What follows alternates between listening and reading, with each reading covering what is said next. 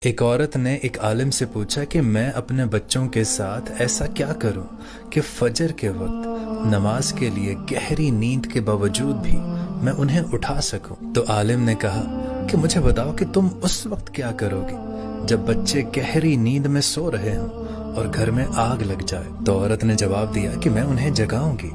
تو عالم نے پوچھا کہ اگر ان کی نیند گہری ہوئی اور وہ نہ اٹھے تو تب تم کیا کرو گی؟